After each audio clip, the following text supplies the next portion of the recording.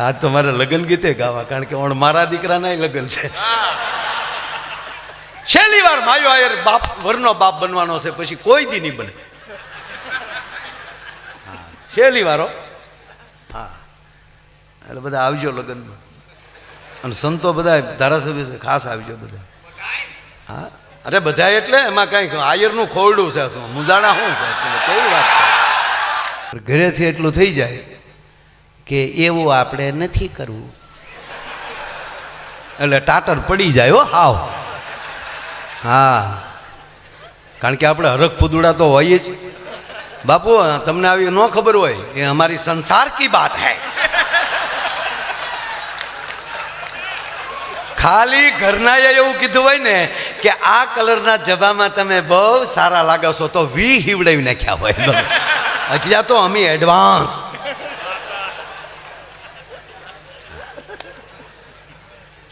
એક બેન ને બે જણા પતિ પત્ની સવારમાં જ નીકળ્યા, સવારમાં જ ઘરેથી નીકળ્યા ને, પણ બેન એવા વાત વાતમાં, અને ઓલો ગાડી હાકે જાય, ત્યારે ઓટો ગેર નહીં, તા પાછા બે નરી સકાડે.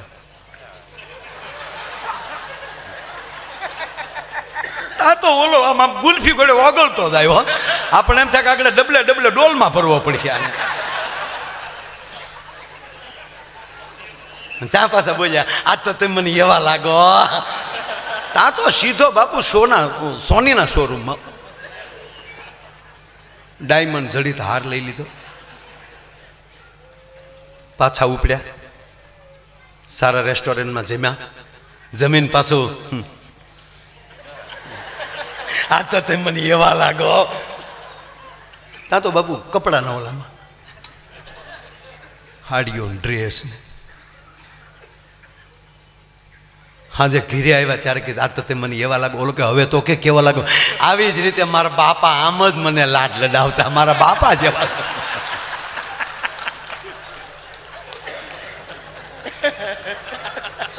ભગવાન બ્રહ્માજી સર્જન કરે છે, ભગવાન વિષ્ણુ છે એ પોષણ કરે છે, સર્જન કરે છે. માં સરસ્વતી બેઠી છે, મીઠું બોલનારી બેઠી છે. ભગવાન વિષ્ણુ ભરણ પોષણ કરે છે. શું કામ? ઘરે મહાલક્ષ્મી બેઠી છે, 8 હાથે હોય. હું તો બહેનોને કહું છું કે આ ગરબા, નવરાત્રિના ગરબા તમે રમો જ છો, બધા રમજો, પણ માના ફોટા સામું જોજો. માં ભગવતીના ફોટા સામું જોવો તમે બાપુ. 8 હાથ વાળે અષ્ટભુજાળી, 8 હાથ છે માને, પણ એક હાથમાં મોબાઈલ ભાળો તો મને કહેજો.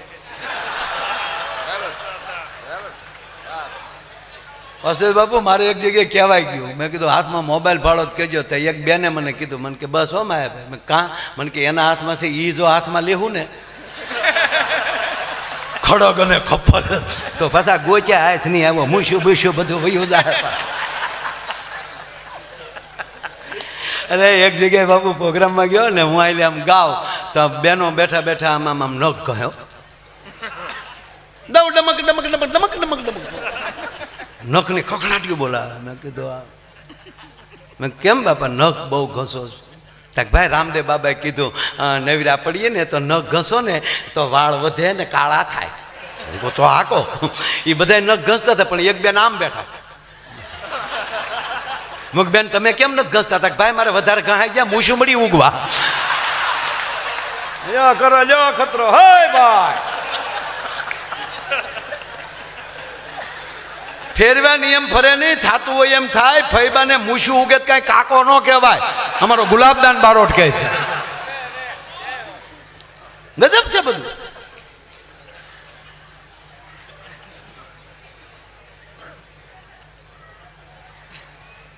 જેટલું બને એટલું મીઠું બોલો,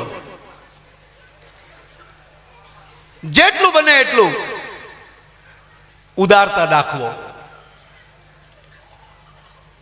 અને ત્રીજા દેવ છે બાપુ, એ ભોળિયો નાથ છે. તો આજ વસવાણભાઈ ઓલું લીધું નથી, નકર એ જે શિવ તાંડવ લે છે સોયત્રા કાઢ નાખે.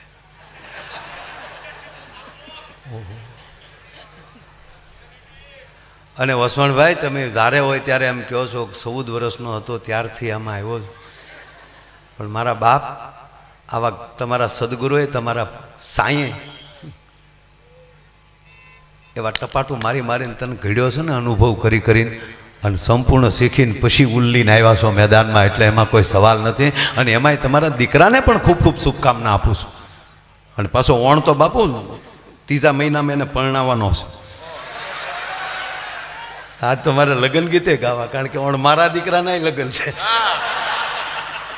છેલ્લી વાર માયો આયર બાપ વરનો બાપ બનવાનો છે, પછી કોઈ દી નહીં બને. છેલ્લી વારો. હા, એટલે બધા આવજો લગ્નમાં. અને સંતો બધા ધારાસભ્ય ખાસ આવજો બધા.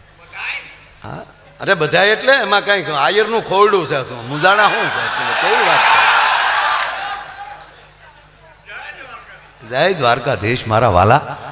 હે, અને દ્વારકાધીશે કીધું છે 50 જણાનું રાંધી નાખજે, અને પછી દ્વારકાની ધજા હામું ગુરુની હામું જોઈ લેજે, અને પછી 50,000 જમી જાય, અને તારી દેગમાં જો ફેર પડવા દઉં તો હું દ્વારકા વાળો ન કહેવાઉં. બાપ એના ભરોસે છે. દોસ્ત મોજ કરવાની, આનંદ કરવાનો, લહેર કરવાની છે. પણ ત્રીજા દેવ છે એ મહાદેવ છે. જ્ઞાતે રુદ્ર શિવા તનુર્ઘોરા પાપકાસી નીતિ આનસ્તનવા સંતમયાગિરી સંતા વિશાખ સિંહ. અને ત્રીજું નેત્ર જેથી ખોલી નાખે તો બ્રહ્માંડનો ગોળો તૂટી જાય. એ મહાદેવ મહાન છે એનું કારણ એ છે ઘેરે ભવાની બેઠી છે. એ ભવાની એમ કે તમે શુભ નિશુભને વરદાન આપ્યા એમ. હવે તમે કાંઈ ન કરી શકો, પણ મારા છોકરા રોવે છે, મારા દેવતાઓ મારી પાસે આવીને રોવે છે, અને હવે લાવો મારી પાસે ત્રિશુલ, તમે ધ્યાનમાં બેસી જાઓ. અને એ ચંડી બનીને હાથમાં કહેવાય ત્રિશુલ લઈને માનસરોવરમાં સ્નાન કરી અને છૂટા કેશ લઈ અને સંગ્રામમાં નીકળી જાય તો એ ચામુંડા બની શકે, મહાકાલી બની શકે. એટલું નહીં, 9 દિવસ લડે, 9 રૂપ લઈ 9 દુર્ગાના મને તમને દર્શન કરાવી દે, એનો પતિ મહાદેવ બની શકે. એવી ધોળકાની આ પવિત્ર ભૂમિમાં બાજુમાં જ ભગવાન ચંદ્રેશ્વર મહાદેવ બિરાજે છે. એવી એક તત્વ સાથે જોડાયેલી આ નગરી, અનંત સાથે જોડાયેલી આ નગરી, જ્યાં અનેક કથાઓ રાણકી રાજાથી લઈ અને એના 2 નગર શેઠની ઘોડે કામ કરનારા સાહેબ મહાપુરુષો વસ્તુપાલ અને તેજપાલ, ત્યાંથી લઈને વાઘેલા દરબારોથી લઈ અને જેનો સંપર્ક પાટણ સુધી હોય, એવી એક આ દેવીત્વ વાળી ધરાવનારી ભૂમિ.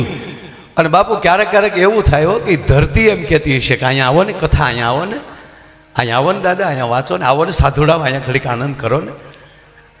અને સાહેબ આવી કથા થાય, આવી પવિત્ર ધરતી હોય, એનું પાછું ધારાસભ્ય થવું એ ભગવાનની કૃપા કહેવાય. સાહેબ હમણાં ધારાસભ્ય સાહેબને અમે એને ભૂપેન્દ્ર બાપુ બધા મળ્યા. ભૂપેન્દ્ર બાપુ દિવસે પણ કથામાં ચા મને કે ભાઈ મારે એક લગ્નમાં જવું પડે એમ છે, નહીંતર આપ બધાય મારે આંગણે અહીંયા મારા ગામમાં હોવ, અને હું ન હોવ એવું બને.